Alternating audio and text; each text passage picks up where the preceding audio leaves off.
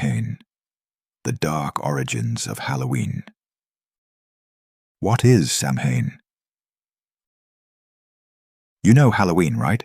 Costumes, candy, pumpkins, scary movies. It's fun, it's spooky. But do you know where it really comes from? Halloween didn't start with candy companies or horror movies. It started over 2,000 years ago with something much darker, much scarier, much more real. That something was Samhain. Samhain is pronounced SOW-win, like cow, but with an S. It was a festival celebrated by the ancient Celts. The Celts were people who lived in Ireland, Scotland, Wales, and parts of France and Britain over 2,000 years ago. But Samhain wasn't just a party. It wasn't just people having fun. Samhain was the night when the dead came back, when the barrier between our world and the spirit world broke down, when ghosts walked the earth, when demons and evil spirits could cross over and hurt people. This was serious. This was terrifying. And people believed it with all their hearts. Who were the Celts? Before we talk about Samhain, you need to understand who the Celts were. The Celts lived in Europe from around 1200 BC to 400 AD. They were farmers, warriors, and deep believers in magic and the supernatural. They didn't have one country or one king. Instead, they lived in tribes spread across many lands. The Celts believed everything in nature had a spirit. Trees had spirits. Rivers had spirits. Animals had spirits. And these spirits were powerful. They could help you or hurt you. The Celts had priests called druids. The druids were not like modern priests. They were powerful. They knew magic. They could talk to spirits. They could see the future. They decided when to plant crops, when to go to war, and how to please the gods. And the druids said that one night of the year was the most dangerous night of all, Samhain. The Celtic calendar and why. October 31st matters. The Celtic calendar was different from ours. They didn't think about time the way we do. For the Celts, there were two main seasons, the light half of the year and the dark half. Summer was the light half. Winter was the dark half. October 31st was the last day of the light half. It was the end of harvest season. All the crops were collected. The animals that couldn't survive winter were killed for food. It was the end of life and growth. November 1st was the first day of the dark half. Winter was coming. It was cold, dark, and deadly. Many people died in winter from cold, hunger, and disease. So October 31st was a transition day. It was between life and death, between light and dark, between summer and winter, between this world and the next world. The Celts believed that on transition days, the normal rules didn't work. The barrier between the living world and the dead world became thin, very thin, so thin that things could cross over. And on October 31st, the barrier was at its thinnest. What happened on Samhain night? Samhain night was terrifying for the ancient Celts. Let me paint you a picture of what they believed happened. As the sun set on October 31st, families would rush to finish their work and get inside their homes. Nobody wanted to be outside after dark on Samhain, because once darkness fell, the dead would rise. The Celts believed that all the people who died that year would come back as ghosts on Samhain night. These weren't friendly ghosts. They were angry, confused, and sometimes evil. Why were they angry? Because they were dead. Because they wanted to be alive again. Because they missed their families. Or because they had unfinished business in the living world. Some ghosts would look for their old homes. They would try to come inside. Some ghosts would try to take over a living person's body so they could live again.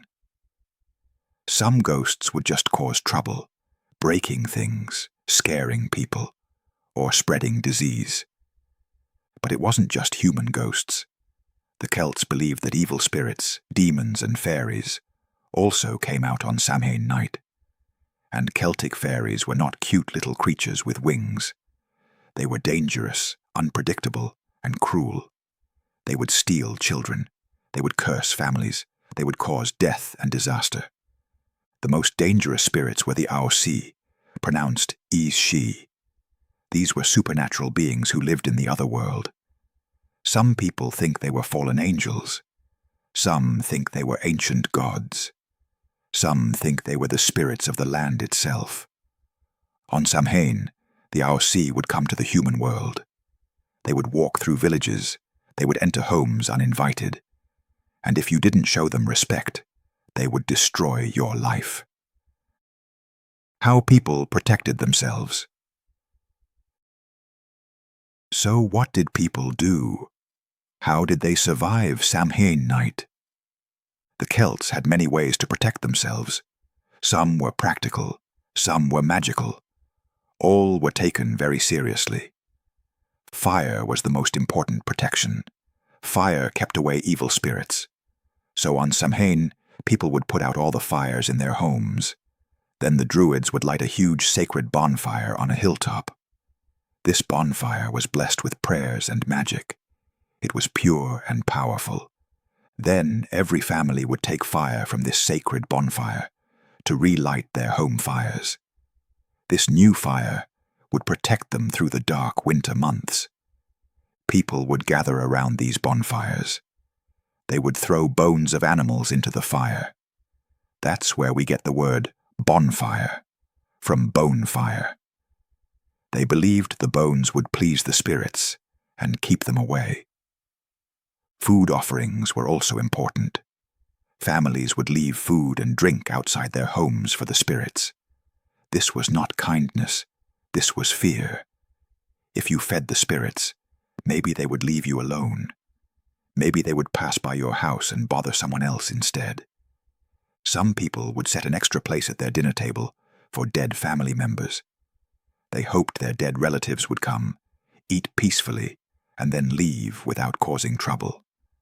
Costumes and disguises were used too. This is where our Halloween costumes come from. But the original reason was not fun. It was survival. People would dress up in animal skins and scary masks. Why? To confuse the spirits. If you looked like a spirit or a monster, maybe the real spirits would think you were one of them and leave you alone. Some people would wear their clothes inside out or backwards. This was supposed to confuse evil spirits so they couldn't follow you home. Young men would sometimes go door to door in costumes, singing or performing in exchange for food. This was the beginning of trick-or-treating. But again, it wasn't just for fun. It was part of the ritual to appease the spirits. Staying inside was the safest option. After dark on Samhain, good people stayed in their homes with doors and windows closed. They would not look outside. They would not open the door if they heard knocking, because it might not be a living person knocking. It might be something else, pretending to be human. The Druid ceremonies. People stayed in their homes. The Druids were outside doing powerful and scary ceremonies. The Druids would gather at sacred places, hilltops, stone circles, ancient burial mounds. These were places where the barrier between worlds was already thin. On Samhain, these places became doorways to the other world. The Druids would make sacrifices. Animals were definitely sacrificed. But there are also stories and some evidence that humans might have been sacrificed too. The Roman writer Strabo wrote about the Celts. They would strike a human victim in the back with a sword and make prophecies based on his death spasms. Another Roman writer, Julius Caesar, wrote, "The Gauls believe that the gods prefer the sacrifice of criminals, but when criminals are scarce, they will sacrifice innocent people." Now, Romans might have been lying to make the Celts look bad. But even if only some of these stories are true, it's terrifying. The Druids were powerful, and they did what they believed was necessary to deal with the spirits on Samhain. The Druids would also tell fortunes on Samhain night. They believed they could see the future more clearly when the other world was so close. People would come to them with questions. Will I survive the winter? Will my family be safe? Will we have enough food? The Druids would use different methods. They would read signs in the bonfire smoke. They would interpret the sounds of animals. They would go into trances and speak prophecies. And people believed every word, because the Druids were connected to the spirit world in ways normal people were not. Real Samhain. Traditions that still exist. Some Samhain traditions survived for hundreds or even thousands of years. Let me tell you about some real practices that people actually did. Soul cakes. In medieval Britain and Ireland, poor people would go door to door on Samhain, by then called All Souls' Day, asking for soul cakes. These were small, round cakes. For each cake they received, they promised to pray for the dead relatives of the family who gave it. But here's the scary part. If you didn't give soul cakes, bad things would happen. Your crops would fail. Your animals would die. The spirits would curse you. So people gave the cakes out of fear, not generosity. Dumb supper.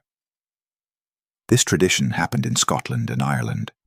Families would prepare a full meal in complete silence. That's why it was called dumb, meaning silent.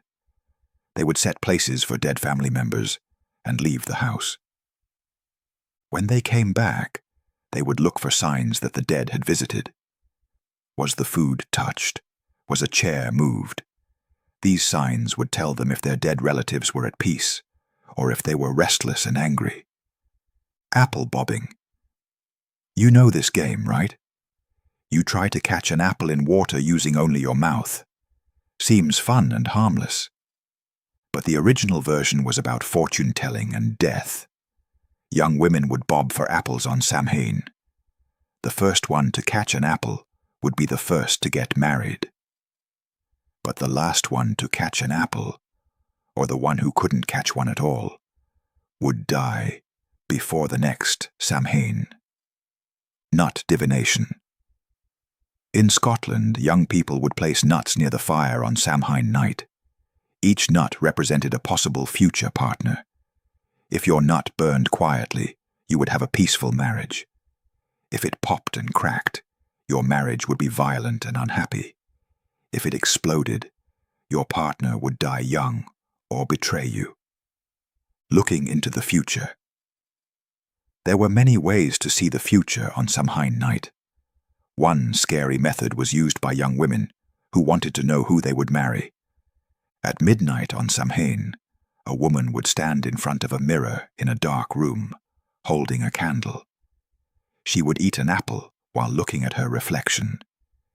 If she did this correctly, she would see her future husband's face appear behind her in the mirror. But sometimes, instead of a future husband, she would see a skull. This meant she would die before she could marry. Many women were too scared to try this, because what if you saw the skull? What if you learned you were going to die soon? Some things are better not to know. Scary stories from real Samhain celebrations.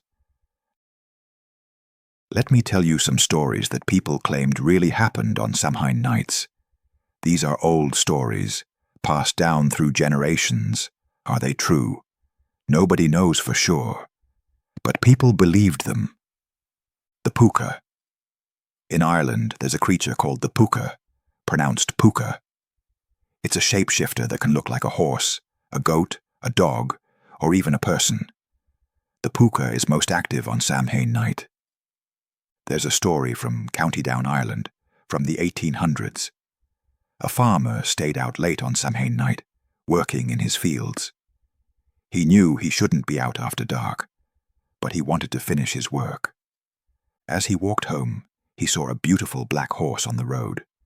The horse seemed friendly, so he climbed on its back. Big mistake. The horse was a puka. It took off running at impossible speed. It jumped over walls, ran through thorny bushes, and splashed through icy rivers. The farmer held on, screaming. The puka ran all night. When the sun rose, the puka stopped at the farmer's door and threw him off. The farmer was cut, bruised, and soaking wet, but he was alive. The puka said to him, "You're lucky I was in a good mood tonight." Next Samhain. Stay inside after dark. I might not be so nice. The farmer never went out on Samhain night again. The Fairy Funeral. In Scotland in the 1700s, a woman named Janet was walking home on Samhain night. She knew it was dangerous, but she had been visiting a sick friend and lost track of time. As she walked on a lonely road, she heard music. Beautiful, sad music. She followed the sound and saw a long line of people dressed in white, carrying candles. They were having a funeral. Janet hid behind a tree and watched. She realized these were not humans. They were too beautiful, too perfect. Their skin seemed to glow. These were the AOC, the fairy folk. They were carrying a coffin. Janet wondered who died. Then the wind blew, and the cloth covering the coffin fell away. Inside the coffin was Janet's sick friend, the one she had just been visiting. The friend was not dead yet, but the fairies had already claimed her soul. Janet ran home, terrified. The next morning she learned her friend had died during the night, at the exact time Janet saw the fairy funeral. The Black Cat. In Wales, there's a story about a group of young men who decided to test their courage on Samhain night in the 1600s. They went to an old churchyard at midnight and sat on the graves. They sat there, laughing and joking, trying to prove they were not afraid. Then they saw a huge black cat walking between the graves. Its eyes glowed red in the darkness. One young man threw a stone at the cat. The cat looked at him and spoke in a human voice. "Tell your mother you will not come home tonight." The young man laughed nervously, but his friends were terrified. They ran. He followed, still laughing and saying it was just a trick. He got home safely and went to bed. But in the morning, his mother found him dead in his bed. No wounds, no signs of illness, just dead. The doctor could not explain it, but everyone in the village knew he had insulted a spirit on Samhain night, and the spirit had taken revenge. When Christianity came. Around 400 to 800 AD, Christianity began to spread through Celtic lands. The Christian church wanted people to stop celebrating Samhain. They said it was pagan, evil, and against God. But Samhain was too powerful, too deeply believed. People would not give it up. So the church made a smart decision. They didn't try to stop Samhain. Instead, they changed it into something Christian. The church created All Saints' Day on November 1st. This was a day to honor all the Christian saints and martyrs. Then they created All Souls' Day on November 2nd. This was a day to pray for all dead Christians, so their souls could go to heaven. The night before All Saints' Day, October 31st, became known as All Hallows' Eve. Hallow means saint. So All Hallows' Eve means the evening before the Day of All Saints. Say All Hallows' Eve, quickly and casually. All Hallows' Eve. Hallows' Eve. Halloween. That's where we get the word Halloween. The church told people they could still honor the dead on these days. They could still light candles and leave food offerings, but they should do it in a Christian way, praying to God and the saints for protection instead of making offerings to pagan spirits. But here's the thing. People kept many of the old Samhain beliefs and practices. They just hid them inside Christian traditions. They went to church on November 1st, yes, but on October 31st, they still put on disguises. They still lit bonfires. They still believed the dead were walking. They still feared the spirits. Christianity changed Samhain's name and its public face, but deep down, the old beliefs remained. Samhain comes to America. When Irish and Scottish people came to America in the 1800s, they brought Samhain traditions with them. But America changed these traditions even more. In Ireland and Scotland, Samhain was serious and scary. In America, it slowly became more fun and less frightening. Jack-o'-lanterns. In Ireland, people carved scary faces into turnips and potatoes.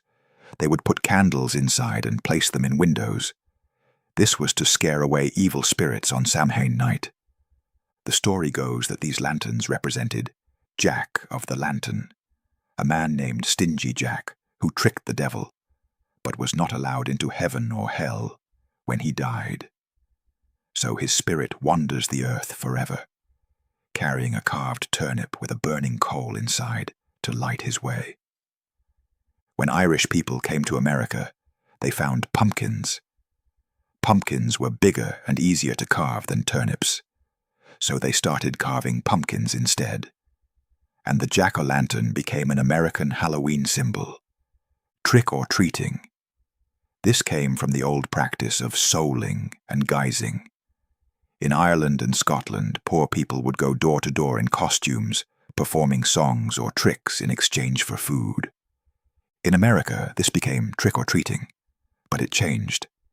Instead of poor people begging for food, it became something children did for fun. Instead of soul cakes, people gave candy. The trick part was real, though. In the early 1900s, Halloween in America was sometimes called Mischief Night. Young people would play pranks, tipping over outhouses, soaping windows, letting farm animals loose. If you didn't give treats, you might get tricked. Commercial Halloween. In the 1900s, American companies saw they could make money from Halloween. They started selling costumes, decorations, and candy. Halloween parties became popular. Halloween became less about spirits and death and more about fun and community. By the 1950s, Halloween in America was mostly for children. It was cute. It was safe. The scary parts were just pretend. But some of the old darkness remained. People still told ghost stories. They still visited haunted places. They still felt that October 31st was different from other nights. A little stranger, a little spookier, a little more dangerous. Dark Samhain. Practices that really happened. Now let me tell you about some of the darker, more disturbing things that happened during ancient Samhain celebrations. This is the stuff that doesn't make it into children's Halloween books. Animal sacrifice. This definitely happened. The Celts would sacrifice cattle, sheep, pigs, and horses on Samhain. They believed the blood and smoke from these sacrifices would please the spirits and protect the community through winter. The animals would be killed in ritual ways. The Druids would read omens in how the animals died and how their blood flowed. These omens would tell them what kind of winter to expect. Human sacrifice. This is controversial. Some historians say yes, the Celts did human sacrifice. Others say no, those are just Roman lies to make the Celts look barbaric. But there is evidence. Bodies have been found in peat bogs in Ireland, England, and Denmark. These are called bog bodies. Some are over 2,000 years old, perfectly preserved by the bog. Many of these bodies show signs of ritual killing. They were strangled, stabbed, and drowned, killed 3 different ways. This is called a threefold death. Some Celtic legends talk about threefold death as a special sacrifice to the gods. Were these people sacrificed on Samhain? We don't know for sure, but the timing and methods match what ancient writers said about Celtic Samhain rituals. One famous bog body is called Lindo Man. He was found in England. He lived around 2 BC. Scientists studied his body and found he was hit on the head twice. He was strangled with a cord. His throat was cut. He was pushed face down into the bog. His last meal was burned bread. Some historians think burned bread was used to choose human sacrifices. Whoever got the burned piece had to die. The Wicker Man, Julius Caesar, wrote about a terrifying Celtic practice. The Druids would build a huge man-shaped structure out of wood and wicker. Then they would fill it with animals and humans and set it on fire. Caesar wrote, "Some tribes have figures of huge size, the limbs of which they fill with living men. These are set on fire, and the men die surrounded by flames." Is this true? We're not sure. No archaeological evidence of wicker men has been found. But Caesar was there. He saw the Celts. And he wrote this down. Whether it happened exactly as he described or not, it tells us that Samhain rituals could be brutal and terrifying. Modern Samhain, the revival. In the 1900s, something interesting happened. Some people wanted to bring back real Samhain, not cute Halloween, but the ancient festival. Neo-paganism. Starting in the 1950s to 60s, new religious movements appeared. These people called themselves neo-pagans or Wiccans. They tried to recreate ancient pagan religions, including Celtic practices. Modern pagans celebrate Samhain as a serious religious holiday. They honor the dead. They believe the barrier between worlds is thinner on this night. They perform rituals similar to what the ancient Celts might have done, but without the human sacrifice, obviously. For modern pagans, Samhain is not scary fun. It's a sacred time to remember ancestors, to think about death, and to prepare spiritually for winter. Ireland today. In Ireland, where Samhain started, there's been a cultural revival. The town of Athboy in County Meath claims to be the original birthplace of Samhain. They hold a festival every year with bonfires, parades, and traditional Celtic activities. The city of Derry in Northern Ireland hosts the biggest Halloween celebration in Europe, with over 30,000 people attending. They blend modern Halloween fun with ancient Samhain traditions. Scotland's fire festivals. Scotland has several fire festivals connected to ancient celebrations. The most famous is Beltane, May 1st, but some places also do Samhain fire festivals.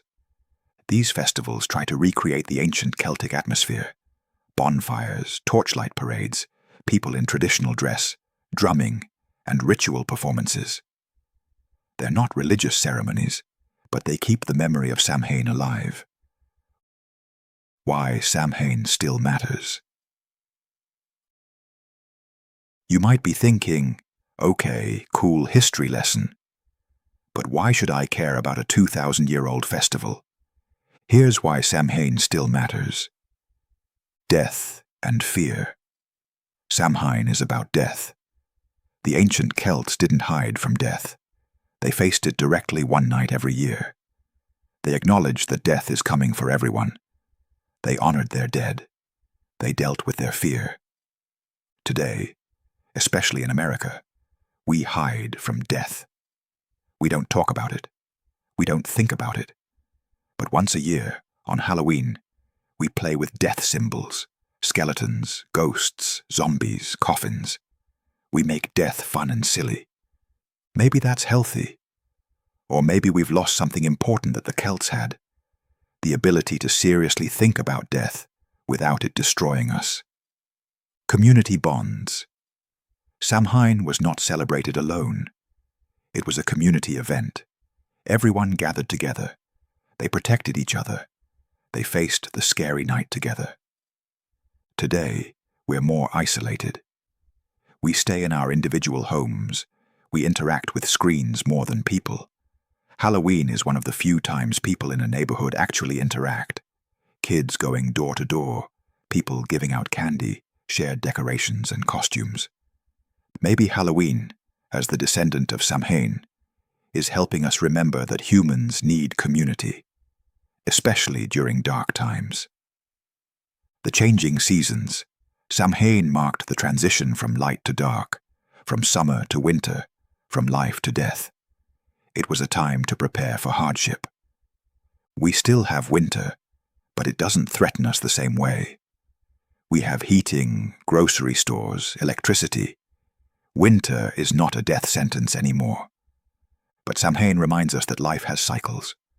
Good times and bad times. Growth and decay. Birth and death. You can't stop these cycles.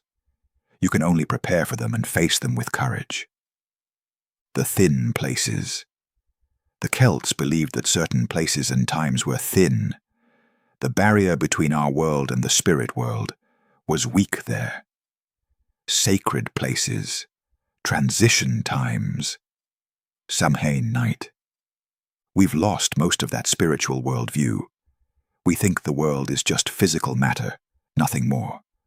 But maybe sometimes we feel it, in a really old church, in an ancient forest, in a graveyard at sunset. That feeling that something else is present. Something we can't quite see or touch, but we know is there. Samhain kept that awareness alive. It said, yes, there is more to reality than what you can see. Yes, there are mysteries. Yes, you should be respectful and a little bit scared. The scary truth about Halloween. Here's something to think about. Every year on October 31st, millions of people dress up as monsters, decorate their homes with death symbols, and celebrate darkness falling. Why? Because 2,000 years ago, Celtic people believed that on this night, the dead walked the earth, and evil spirits could hurt you. That belief was so powerful, so deep, so terrifying, that it survived through Roman conquest, Christian conversion, centuries of change, and an ocean crossing to a new continent. Halloween is not just a fun holiday. It's the shadow of something ancient and primal. It's humanity's oldest fear, the fear of death, of darkness, of the unknown, turned into a cultural celebration. When you put on a costume on Halloween, you're doing what a Celtic farmer did 2,000 years ago, disguising yourself to confuse the spirits. When you carve a pumpkin, you're doing what an Irish villager did in the 1800s, making a lantern to scare away ghosts. When you tell ghost stories, you're doing what the Druids did around the Samhain bonfire, acknowledging that the barrier between life and death is thin. You might think you're just having fun, and you are. But you're also participating in one of humanity's oldest and most enduring traditions, the tradition of facing our fear of death, one night each year, together, as a community. Final thoughts.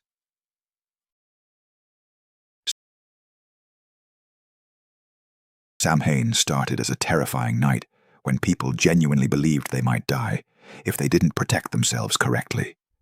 It was about real fear, real death, and real spirits.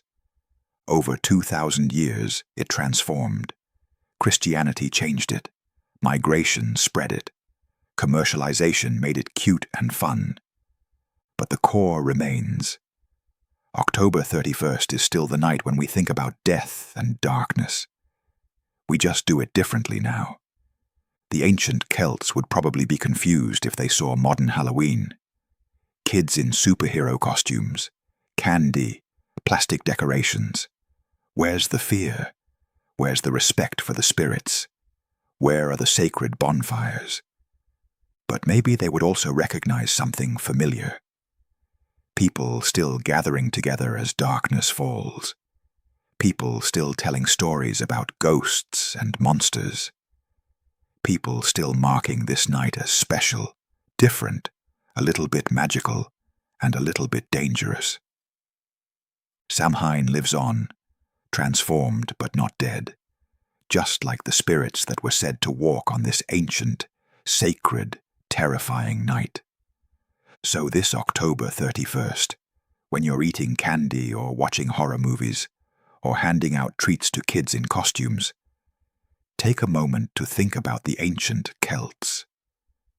Think about them huddled in their homes, hearing strange sounds outside, wondering if the dead have come back, hoping their offerings will be enough to keep them safe through the long, dark winter ahead.